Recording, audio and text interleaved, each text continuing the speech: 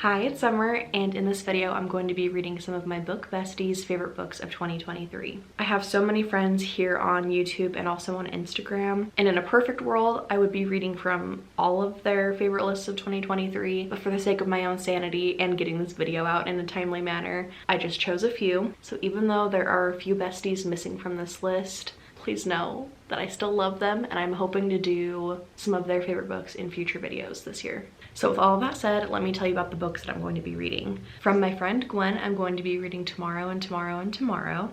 It was her favorite book of 2023, and it's also her new all-time favorite book. When this first came out, I wanted to read it, and then upon hearing more about it, I kind of decided that I didn't really want to read it, and then Gwen loving it so much made me want to pick it up again, and this video is the perfect excuse to do that. From my friend Jessie, I'm going to be reading The 7-Year Slip by Ashley Poston. I'm super excited to read this. I would have been reading this book regardless of this video concept. This is actually one of my 4 books that I have to read in 2024, so I'm glad that I'm knocking this one off my list early on in the year. If I'm remembering right, this was her second favorite book of 2023, and I'm really excited to read it. So not all of these books are going to be their #1 favorite, it's just a favorite that's on their list. Next from Lena, I'm going to be reading Yours Truly. I was really nervous to see Lena's top favorites because our reading tastes are very different. She really likes historical fiction, kind of like heavier books. She also really likes nonfiction, and those are just not genres that I gravitate towards.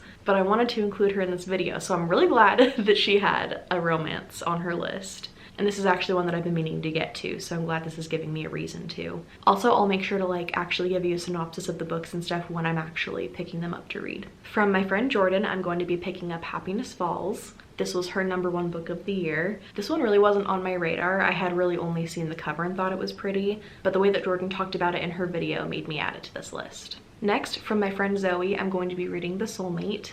I think there were only 2 books on her favorite books of the year that I hadn't read yet. We had so many favorites in common, so I'm really excited to see how I feel about this book. I initially haven't really been drawn towards Sally Hepworth. I've heard that they're kind of marketed wrong, and they're not really thrillers, they're kind of more literary, and for some reason that made me not want to read them even though I like literary stuff. So this is one that I normally would not have picked up, but I feel like I trust Zoe's taste in books, and I'm excited to see how I like this one. Next, from my cousin Allie, I'm going to be reading Hail Mary.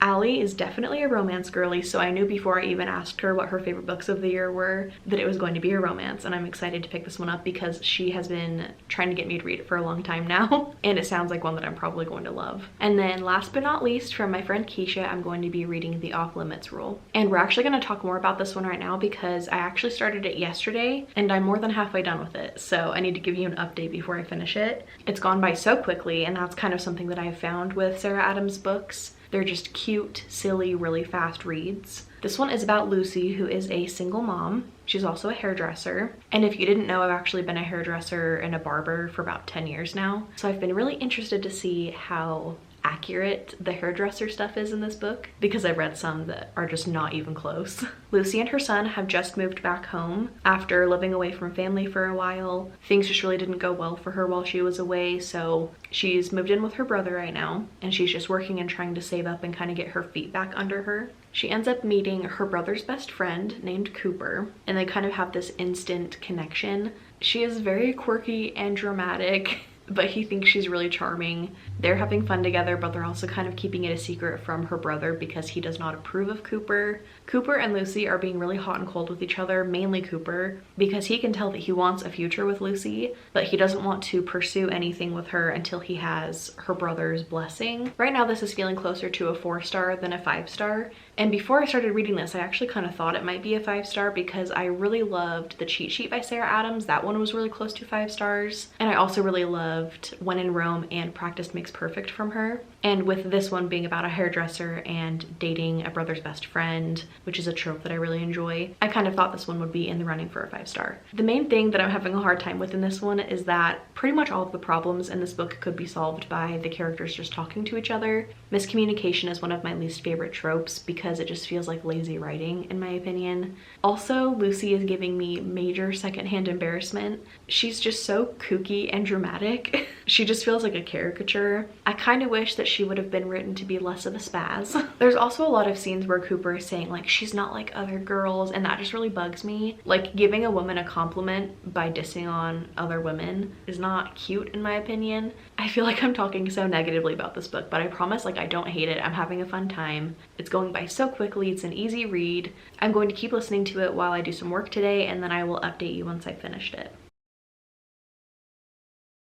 I just finished my work for the day. I have a few projects that I'm working on for LaCroix right now, which is super fun. So I finished part of that today. And then I also needed to work on some stuff for Patreon, which I got done. While I was doing those things, I also finished my book. It was really sweet, and all of the things that I said that I liked about it in the last clip, I still had those same feelings about those things. The same things also were still kind of bugging me though. The miscommunication, the cheesiness. And I like cheesy books sometimes, but this one was just like a little too over the top because of Lucy's character. This book is also like pretty insta-lovey, but also the couple was like so cute. I kind of don't care that much. Cooper was an awesome love interest. I really liked him. He was just a good guy. I loved seeing him interact with Lucy's little boy. I think his name is Levi. This book also really reminded me of, I think it's Confess by Colleen Hoover. The main character in that one is a hairdresser and a single mom. And I swear reading that book, Colleen Hoover knows nothing about hairdressers. The character in that book talked about her job and how she got it. Like, she just went and applied like it was just any kind of like regular like retail job or something where you don't need any kind of education. And that's not a thing. Like, you can't just walk into a shop and cut someone's hair. Like, you have to go to school for it. And I think that's a pretty well-known thing. So I was like really bugged about how Colleen Hoover wrote about hairdressers. I was like, in this one, I feel like it was really spot on. I was happy though that the hairdressing job stuff didn't take up a huge majority of the story. I didn't want it to be all about her job. I don't think it'll be a new all-time favorite for me, but it was definitely super cute and exactly what I wanted to read right now. I think the next thing that I pick up is going to be The Soulmate by Sally Hepworth. I have a few romance books on this list, so I want to kind of break those up so they don't all kind of blend together. So the next time you see me, it will be me giving you a little update on how I'm liking The Soulmate. It's the next day, and I started The Soulmate by Sally Hepworth earlier today when I was going out thrifting. I was just kind of driving around and stuff when I was listening to it, and I don't know how it happened, but I'm already 40% of the way through this. I was planning on updating at like 10% just to give you like my initial thoughts, but this is just going by so quickly and I really was not expecting that. I really appreciated that it just started off with a bang. This book is set in Australia, and it's about a family who lives up on this kind of like cliffside, like on a mountain plateau kind of area, and they didn't know it when they initially moved in, but these cliffs are kind of renowned for people going up there to commit suicide. And the husband so far has talked 7 of these people off of the ledge, literally, and has saved these people's lives. And this one night, there's a woman that's out there. The husband goes out to talk to her. The wife is watching from inside and looks away for a second, and then she looks back up, and the woman is gone, and her husband's arms are out like this in front of him, like he pushed her. He told police that he was trying to reach for her to save her. His story that he told the police isn't quite adding up to what she thinks that she saw, and so we're just kind of getting to know like what happened. We get to see a lot more about their relationship, and it's just really interesting and kind of not what I was really expecting, which I also appreciate. I feel like this book is surprising me. Even though people say to not expect her books to be thrillers, it still feels thrillery to me. And maybe I'll understand why, like maybe there won't be like a huge plot twist or something at the end, and that's why it's not really a thriller. But so far I'm having a really fun time just kind of like having this whole entire story unravel. There's also another perspective in this that I was not expecting, and I can't really tell if I like it or not. I'm excited to kind of see where it goes. And there's Markle. At this rate, with how fast I'm listening to it, I'll probably be done with it by tomorrow. It's feeling like a 4-star at this point, so the next time you see me, I will give you my final thoughts.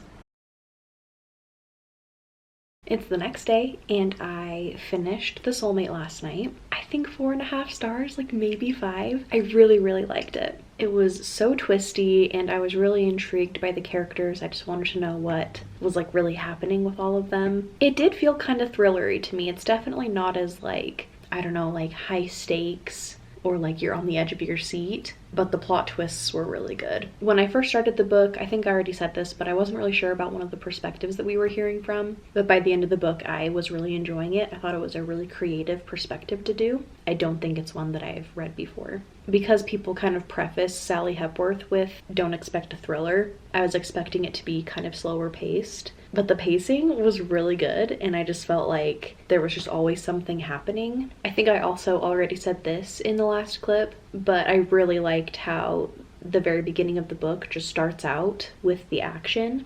It doesn't take like a ton of build up to get the plot moving and stuff. It just starts from the beginning of the book, and I really appreciated that. And I thought that it made for really good pacing. I also thought that the audiobook was really well done. I think that I forgot to give the Off Limits rule a rating when I give you my final update. I'm giving that one 3 stars. And then The Soulmate is 4.5. And then earlier today, I actually started the audiobook for Yours Truly by Abby Jimenez. And I promise that I mean to be updating you at like the 10% mark to give you initial thoughts. But I'm also just flying through this one, and I'm already at the halfway mark. I don't know how this is happening. Usually when I do videos like this, it takes me like days in between updates. But I am just flying through these audiobooks. It's the best. So this one is the sequel to Part of Your World by Abby Jimenez that I read back in 2022, and I liked it. I think I gave it 4 stars. You do get to see the characters from the first one a tiny bit in this one. This one is following the best friend of the main character in the first book. I think her name is Bree. I feel like when I'm listening to audiobooks, it's really hard for me to remember names. But she works in the ER at this hospital, and there's a new person that starts working at the hospital. They get off on the wrong foot, so there's like the tiniest bit of like enemies to lovers. I'm forgetting his name, but he is so sweet and I love him. I am relating to him so much. He has anxiety, and I think in particular social anxiety. A lot of the stuff that he does to get himself ready to go socialize or to go to a new place, like a new restaurant or something, I do a lot of those same things. So I'm just really relating to his character. Bree has recently gone through a divorce, and she also has a brother who has some health issues. And then the male main character just recently went through a rough breakup and is having some family drama because of it. This is about them kind of like writing notes to each other, and they start to get closer because of these notes, and then they start to kind of help each other with things in their lives. And it's so sweet to see how Bree interacts with him and how good she is for him. She doesn't try to force him to do things or make him feel bad for not being able to do things because of his anxiety. She just wants to be with him because of who he is. I also really like the banter and the conversations that they have. They feel like real people. It's still a little bit cheesy and a little bit cringe sometimes, some of the conversations that they have, but it doesn't feel like Sarah Adams level of cheesiness. This one is definitely more kind of like a hard-hitting contemporary romance with a tiny bit of comedy in it, and I'm just really enjoying it so far. There's also a dog that's named after a character from Forrest Gump, and it's the funniest thing. I'm honestly probably gonna finish it tonight, and then after that I'm actually waiting on 2 audiobooks to become available to me on Libby, so I'll probably take an audiobook break for this video and start on some of the physical books on this TBR, so either Hail Mary or The 7-Year Slip. But I will come back to you when I've finished Yours Truly. I wanted to hop on and give you another little update. I'm still listening to Yours Truly, and I am 75% of the way through. I'm still having a really good time, except for the miscommunication that's happening. It's really bothering me. I wish everyone would just speak their mind. I understand that if they didn't, there wouldn't be like a conflict, but I feel like they could come up with a different conflict. You know, I'm still relating so much to the male love interest. I think his name is Jacob, and I still am just loving how they interact with each other and how good Bree is for him. Pretty much the same feelings, except for I'm not loving the miscommunication. And then last night I also started Hail Mary, and I'm kind of addicted. I literally stayed up until almost 3 a.m. reading it last night. So right now I'm on chapter 20, which is 42% of the way through. So I guess all of these books I'm just going to be updating you at the halfway point. So good so far. I'm loving it. This one is following Mary and Leo. They went to high school together, and Mary hates Leo because he ruined her life back in high school. They end up kind of being acquaintances again 7 years later when they're in college. He's on the football team. She is a tattoo artist. She's also curvy, like mid-size to plus size, and I love that. She also has like a bunch of piercings. She has really cool style. Basically, I want to date her, but also be her. I think she's so cool. She has something happen at the house that she's living at, and she's desperate for a place to stay, so she ends up moving in with Leo and his other football teammates. Just like with Yours Truly, it does have a little bit of like the comedy aspect to it, but it's mostly like contemporary, like actual people romance. It doesn't feel too cheesy, and I'm really appreciating that. I feel like there's depth to the characters, and I just really like the whole entire premise of why she hates him. He doesn't know why, and I'm really wanting to get to that point where he figures it all out. I know that I'm being cryptic, but I just like don't want to spoil too much. I'm just really invested in their relationship, and I really like them together. I like that even though she's like so rude to him, he kind of likes it and he just kind of jokes back with her, and because he's charming and stuff, she's kind of like warming up to him a little bit. I am getting a little bit of whiplash from her being like all cute with him and flirting with him and liking him, and then she'll just like really quick switch back to like hating him. I also really like her other roommates, the other football players. I think there's Kyle and Brandon, and they're just both really sweet with her. I just like seeing all of them interact together. She also just barely found a cat and rescued it, so I'm obviously so here for that. I'm just having a great time reading this. I'm kind of having 5-star feelings, and I'm kind of kicking myself for not listening to Allie and reading this sooner.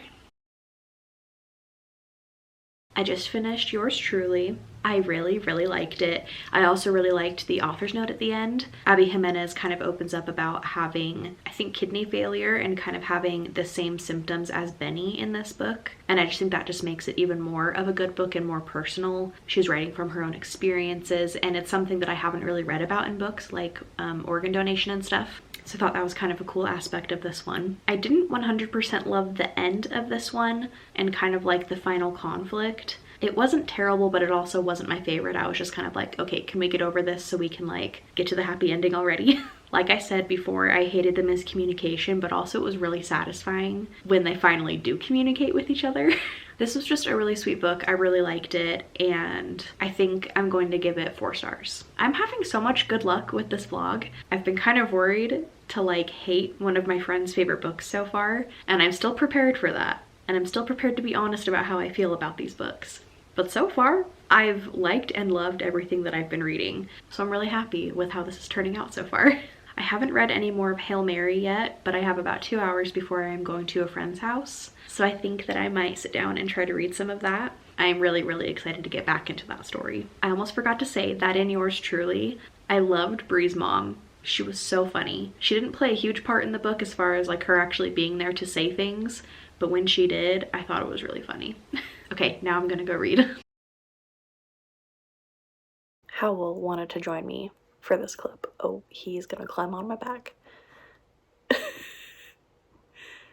What are you doing? It's kind of late right now, so if I'm talking a little bit quiet, that's why. I don't want to wake anyone up. I wanted to do a quick update on Hail Mary. I just finished it and I loved it. I think it's gonna be 5 stars. I think if I was being like super picky about it, it would be more of like a 4.5. But honestly, I just had such a great time reading it. I feel like it just flew by. I was really invested in all of the characters and what was going to happen to them. It was just a really good reading experience. I probably already said this in other clips, but I loved Mary and Leo. I loved their banter and their chemistry. I loved all of the roommates that Mary was living with. They were such funny guys, and they just really quickly like welcomed her into their house and into their like inner circle, and they just took care of her and were good friends to her, and just really funny. Like I just loved any scene that had all of them together in it. I also loved the female friend group that was in this one. They were always there for Mary, and Mary was always there for them. It was just a really great example of like a really healthy friendship group. So I loved all of them. There were a couple of things that kind of did bug me about this book. One of the main things is that the sex scenes were like really unrealistic. And like I get it, it's a romance book. Leo had to have been a superhuman to be doing some of the things that he was doing in bed. It just wasn't believable. Even with that said though, the smut was fun. Definitely high levels of spice in this book, but it was still a fun time, even though it was unrealistic. Another thing is that I kind of felt like the characters were a little bit dramatic at times, and again, I know that it's a romance book, that's kind of how they go sometimes, but I had a hard time understanding and empathizing with Mary's decisions that she was making towards the end of the book. I just felt like she was being really dramatic about a certain situation. I don't think that she needed to react how she did. Another thing that could be a negative going into this one is that you just kind of have to know that you're going to have to suspend some disbelief. The whole entire setup of this book relies on the fact that Leo doesn't recognize Mary's voice from when they were in high school, and also just that he didn't recognize her in general from high school. And that's a little bit hard to believe, because even if you're not like acquaintances really with a person from high school, most of the time you can like recognize someone. And they were talking to each other like every day on the phone and on video games and stuff. So like he should know the sound of her voice, at least a little bit. And a lot of the story relies on him not recognizing her. So you have to suspend your disbelief for that. Even with those things that I didn't like as much though, I still loved this book. It was so much fun. Also, this was the 4th book in a series, I'm pretty sure. I think it's also the last book in the series.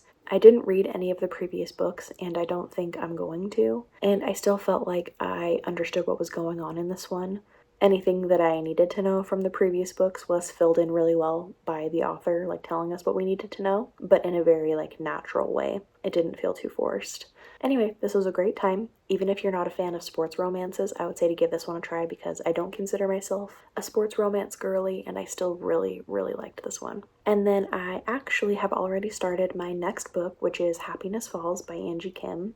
I had a little bit of a road trip this weekend, so I had a lot of downtime to be listening to this audiobook, and it definitely kept my attention and distracted me from the fact that I was driving, which was fantastic. This book is about a Korean American family. They are living in the US during COVID. There's the mom, the dad, a brother, and a sister that are both in their 20s. They're twins, and they're back home from college right now, quarantining. And they have a little brother who is, I think, 14 or 15, and he has autism and also, I think it's called Angelman syndrome, which makes him nonverbal. And this follows them after their dad goes missing, and the only one that was with him when he went missing is their younger brother, who is nonverbal. So he's not able to tell them anything that could help them figure out what happened to their dad. We're hearing the story through Mia, who's the twin sister, and from what I understand, we are hearing from her perspective months in the future after this has already happened. So she's kind of like recounting details to us, and she's kind of doing the thing where it's like, little did I know that 5 minutes later, this thing was gonna happen. Like stuff like that, and I don't really think I'm a fan of that. The writing also kind of feels like she's breaking the fourth wall a little bit. Mainly in the beginning of the book is where I remember most of that happening.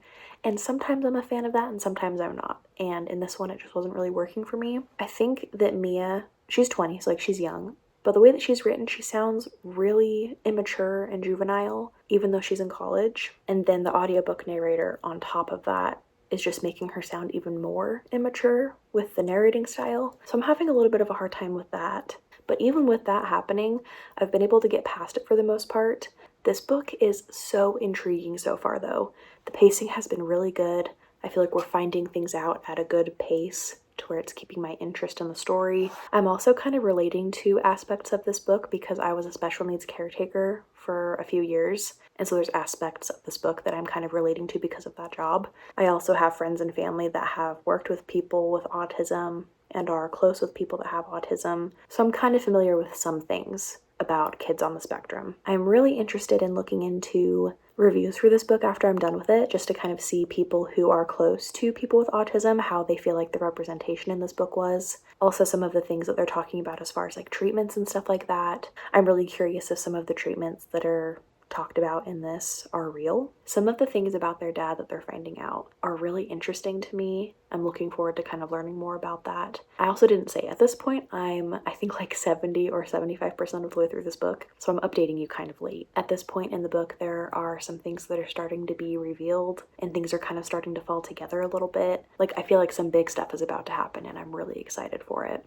Also a little bit nervous though, because I'm invested in this family and I want everything to turn out okay. Also, I don't normally like books that are set during COVID, but I'm actually kind of enjoying seeing how COVID is impacting the situation that they're in. There are certain times where COVID really gets in the way of them finding out about what's happened to their dad, and then there are some times where COVID actually kind of like helps them in a way. There's also a lot of discussions about happiness because of something that the dad has been working on. And it's kind of interesting taking some of the things that are talked about happiness and kind of like applying it to my own life, kind of looking back at situations that I've been in. There's a lot of talk about like your happiness baseline. And like a kind of example of that I think is kind of talked about in the book is like my baseline happiness expectations for like being able to go into a store or to be able to go into a restaurant. Before COVID, it was just like a mundane low happiness or like medium happiness kind of thing that I took for granted. And now after COVID, when I'm going and doing those things, I'm constantly thinking, wow, I remember when I couldn't do those things. And so I'm so grateful now that I can. And so when I'm comparing those things, and my base levels are different now because of that experience, I have more happiness now after COVID experiencing those kind of mundane things, if that makes sense. But I'm enjoying the conversation about happiness. It's really interesting, especially in the context of what is going on around it. I would say right now it's feeling like a solid 4-star. I just finished Happiness Falls, and I think that I'm going to give it 3 stars. I thought it was going to be 4 stars up until the ending, but it just was not my favorite ending. I kind of wish that it would have been a little bit more solid. I guess that like the mystery had just kind of built up so much for me that I was really excited to like kind of get some answers and for maybe there to be a tiny bit of like a plot twist or something. And maybe that's my fault. Like I went into this book knowing that it wasn't going to be a thriller, but I think maybe kind of partway in I kind of started to ignore that. So really that's my fault, not the book's fault. I thought there were a lot of really good quotes and conversations about being mixed race. You're never American enough in America and with Americans, and then you're never Korean enough in Korea. So you just kind of feel out of place and like you don't really have anywhere that you belong. It was something that I've never had to deal with, so I haven't ever really thought about it a whole lot. So it was really eye-opening and interesting to hear about in this book. I also really enjoyed the author's note. You can just tell that so much thought and research went into this book. She tells you in the author's note all of her sources and she cites all of them. It was also cool finding out that one of the narrators for the audiobook has autism. There were just a lot of really cool things about this book. A lot of questions that I had about it were answered in the author's note, as far as like what the book is based off of, if any of the treatments that are talked about in the book are real or not. I just think the author's note is definitely worth reading or listening to. This was a really good book with just kind of a lackluster ending for me. I still really liked it though, so it's gonna be 3 stars like I said. And then I also wanted to let you know that I have started tomorrow and tomorrow and tomorrow. And I liked the audiobook so much that I had to go buy a physical copy for myself yesterday. I'm almost halfway, but I literally have been highlighting some things in this book and I don't do that.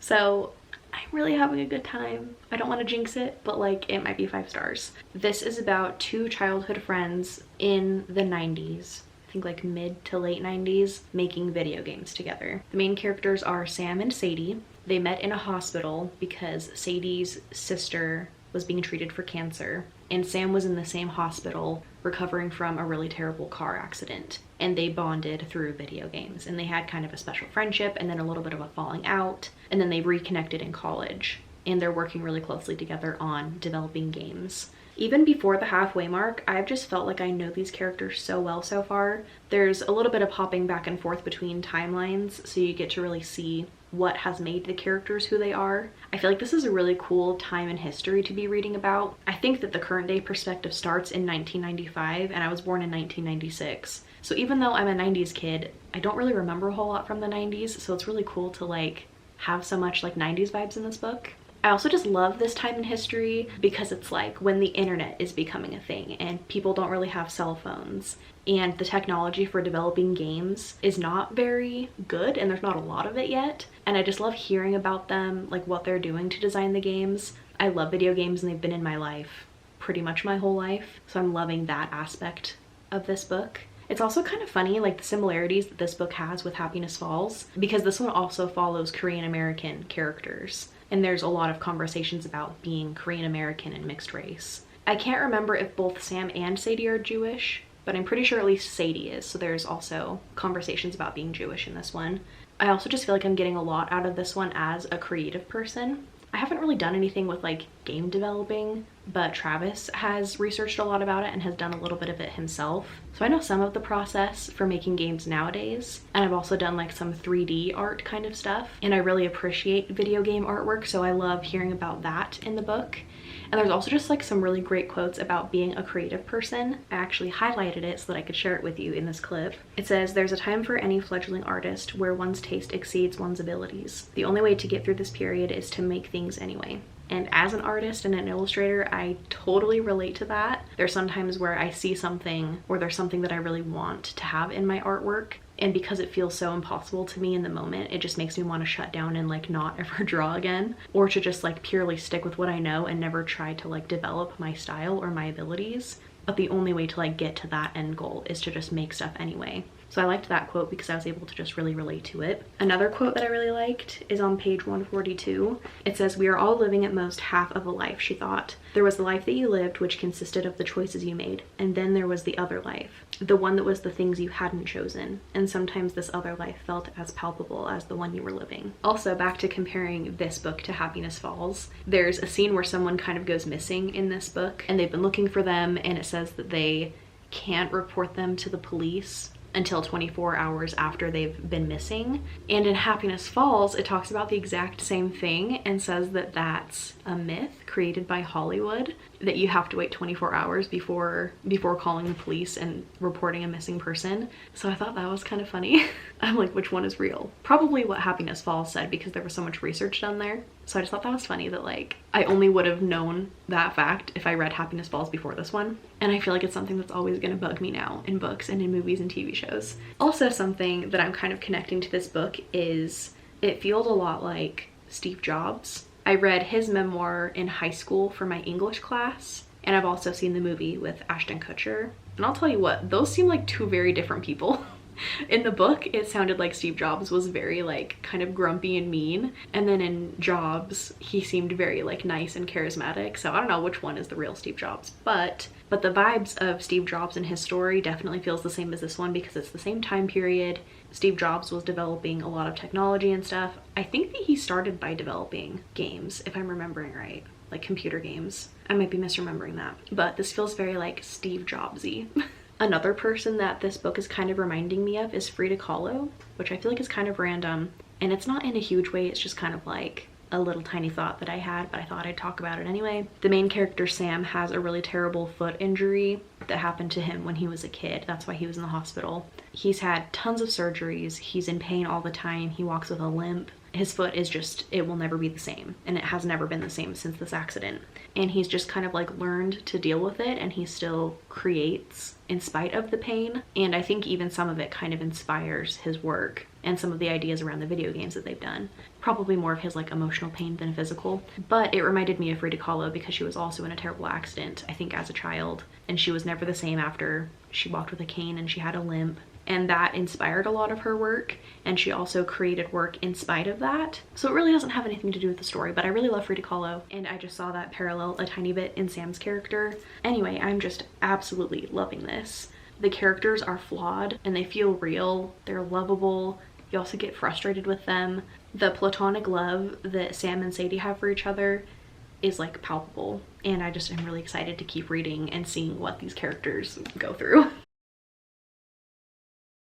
I'm sorry for the lighting and only filming in like the same two spots this entire video, but I just barely finished Tomorrow and Tomorrow and Tomorrow, and I just wanted to talk about it while it's still fresh. This book absolutely wrecked me. This is a picture of me from like an hour and a half ago. It was a rough time, but so good. Like, for a book to be able to make you cry that hard or to make you feel emotions that deeply, it's a good book. This is one of the easiest 5-star ratings that I've ever given. This was a perfect book. It was so good. I was talking to Travis after I finished this, and I was like, this is definitely a new all-time favorite at the very least, but it also might be like in my top 3 favorite books of all time. I feel like I don't even know what to do with myself now that I'm done reading this book. I feel like I'm never going to stop thinking about it. I'm pretty sure that when Gwen read it, right when she finished it, she flipped right back to the beginning and started it over again. And honestly, I kind of feel like I just want to do that. The last line of this book was everything. It was the perfect way to end the book. The writing style was really well done. Gabrielle Zevin definitely she's just a good writer. She knows how to write. It's very eloquent and witty, but also relatable, and also just creative with a few of the things that she did in this book that I wouldn't have appreciated if I wasn't physically reading it. So I'm really glad that I recognized that I was loving it so much partway through and decided to get a physical copy to read along with the audiobook. I'm so glad that I had this to be able to like follow along visually and to highlight things and then to see those kind of things that are just made better through reading it physically and like seeing the font and stuff like that. I've already said it, but these characters just feel so real to me. I kept wanting to Google them and their games because they just felt that real to me, and then I'd have to remember that they're fictional. This would be such a good movie, and I feel like maybe it's already been optioned for one. I need to look more into it. But I just loved this so much. I feel like I can't even like say everything that I want to say or like fully express how much I loved this book. It was so nostalgic and heartbreaking and inspiring and fun. Hearing about the video games that they created, I would have 100% played so many of the games that they made. I want to play Ichigo so that I can know what the hype was and why it was such a well-loved game. Well, I know why it was such a well-loved game, but I wish that I could experience it for myself. And the way that I wish Maple World was real, I would have played the shit out of that game. Anyway, this book and these characters are so special to me. I'm going to be thinking about this book for such a long time.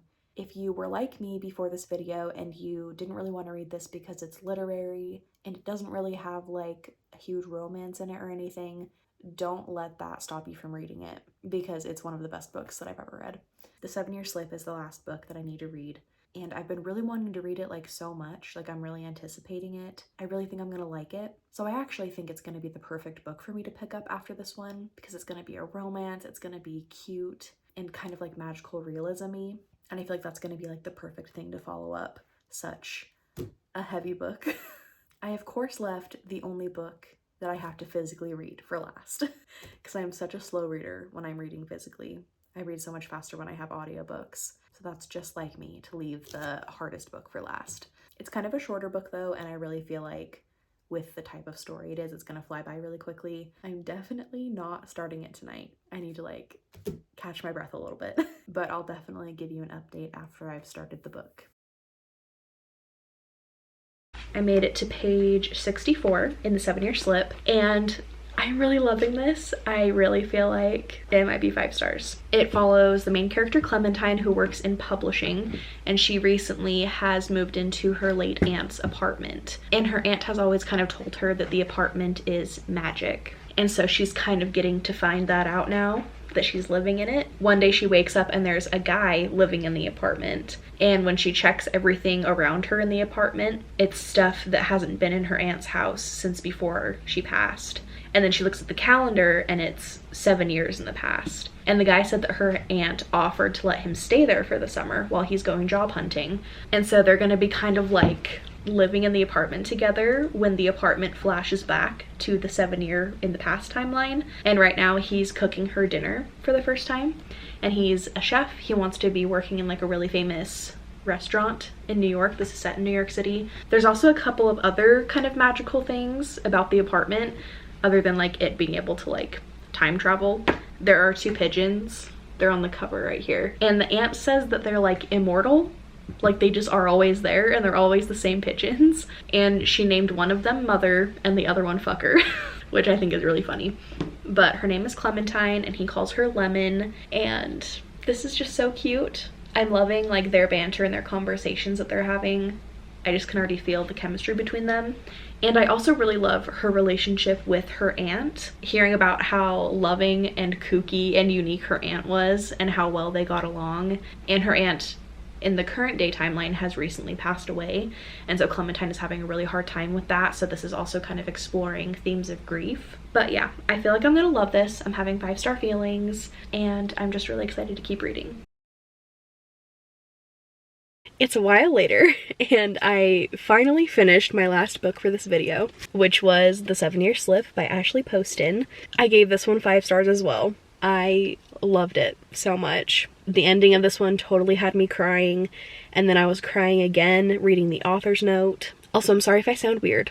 I have had a cold this week, so thought I would address that really quick. I really loved how vividly I could see everything in this book. Her aunt's apartment that's described is a character all on its own, and I want to live in that apartment. Well, maybe not live there because I feel like that'd be kind of chaotic. with how magical it is and stuff. But I would love to at least maybe like spend a night there or something. I said this in another clip for another video, just barely talking about this, but I want to spend the night there and I want to read in the aunt's robin egg blue reading chair in the living room. I want to paint in the bathtub. I want to drink wine in the kitchen and eat Alfredo that's never the same twice. I especially loved how it was described like in the morning, saying how like the sun coming in through the window is like an egg yolk with how vibrant the light is and how you can see the dust motes. Like I was just there and I was loving it. I absolutely love Clementine and Ewan. I'm assuming you say his name like Ewan McGregor. I don't actually know though. They were just so sweet and cute with each other. I loved the banter, and I loved how we really got to see them and experience them falling in love with each other and getting to know each other. It definitely didn't feel insta-lovey at all. I also really loved the platonic relationships in this one. I loved the relationships that Clementine had with her friends, but I mainly loved the relationship that she had with her aunt. I loved how vibrant the aunt was and what a big personality she was, and I loved what she was for Clementine and the things that she taught her. I loved getting to see their relationship together. It made me feel like I was grieving the loss of her aunt right alongside Clementine. I also really liked when the author talked about how people change, how you can change personally or in a relationship, and how that's okay, and also how it's okay to make changes in your life and it's never too late to make those changes. I also really loved all of the like tattoo descriptions of Ewan's tattoos and the stories behind them. I also loved all of the food descriptions. I love food in books, so this was perfect for that. I loved the other magical elements of the building that Clementine lived in. Also, this book actually had like some spice in it, and I wasn't really sure if there was going to be any in it. I didn't really know what type of a romance writer Ashley Poston was, but I really liked the bit of spice that was in this book. Anyway, I really, really loved this. 5 stars, a new all-time favorite book. I still feel kind of raw from reading it because I just finished it maybe like a half hour ago, but it was such a good reading experience. So that's the end of the video. It took me longer than a month to read all of these books. I was doing really good at the beginning there, and then I just kind of like trailed off towards the end, but I really liked all of these books. Like, I didn't dislike any of them. So I feel like this is like an extremely successful video. Just as a little refresher and recap, I read The Off Limits Rule by Sarah Adams because of Keisha, and I gave it 3.5 stars, I'm pretty sure. Then I read The Soulmate by Sally Hepworth because of Zoe. I gave it 4.5 stars. Then I read Yours Truly by Abby Jimenez because of Lena, and I gave that one 4 stars. And then I read Hail Mary by, I forgot who the author is, because of my cousin Allie, and I gave that one 5 stars. Then I read Happiness Falls because of Jordan and gave it 3.5 stars. Then I read Tomorrow and Tomorrow and Tomorrow because of Gwen and gave it 5 stars. And then, as I just told you, I read The 7-Year Slip because of Jessie and gave it 5 stars. Thank you to my besties who have amazing taste in books. I had the best time making this video and reading their favorites. I've linked everyone in the description, so you should definitely go check everyone out. Thank you so much for watching and for sticking around this incredibly long video, and I will see you in the next one.